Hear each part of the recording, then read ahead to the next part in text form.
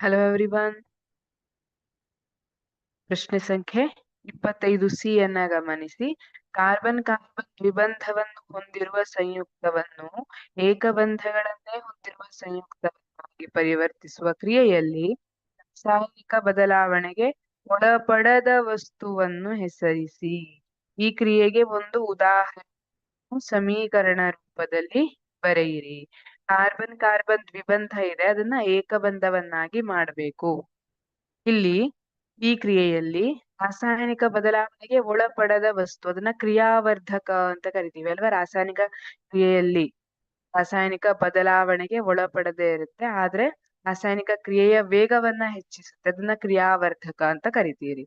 ಈಗ ಅಪರ್ಯಾಪ್ತ ಕಾರ್ಬನ್ ಅನ್ನ ಪರ್ಯಾಪ್ತ ಕಾರ್ಬನ್ ಆಗಿ ನಾವು ಮಾಡ್ಲಿಕ್ಕೆ ಹೈಡ್ರೋಜನೀಕರಣ ಕಲಿತಿದೀವಿ ಅಲ್ವಾ. ಹೈಡ್ರೋಜನೀಕರಣದಲ್ಲಿ ಯಾವ ಕ್ರಿಯಾವರ್ಧಕವನ್ನ ಉಪಯೋಗಿಸಲಾಗುತ್ತೆ?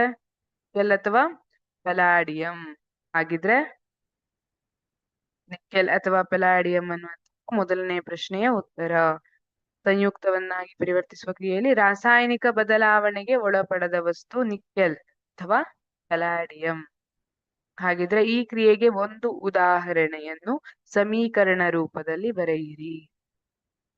ಈಥೀನ್ ಅನ್ನು ಈಥೇನ್ ಆಗಿ ಪರಿವರ್ತಿಸುವುದು.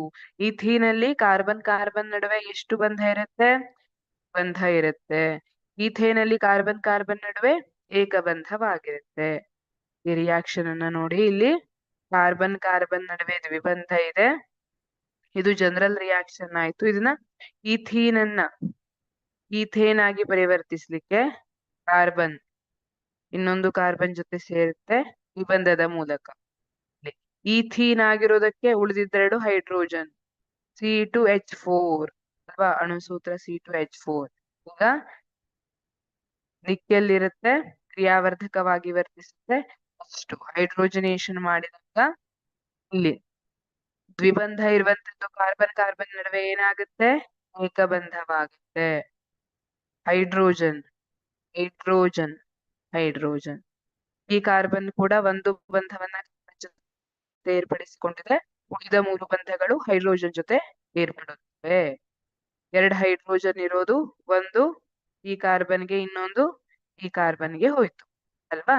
ಹಾಗಾಗಿ ನಾವು ಸಮೀಕರಣ ರೂಪದಲ್ಲಿ ಬರೆಯೋದಿದ್ರೆ ಇದು ಸಮೀಕರಣ ರೂಪ. ಈಥೀನ್ ಅನ್ನ ಈಥೇನ್ ಆಗಿ ಪರಿವರ್ತಿಸುವುದು. Thank you.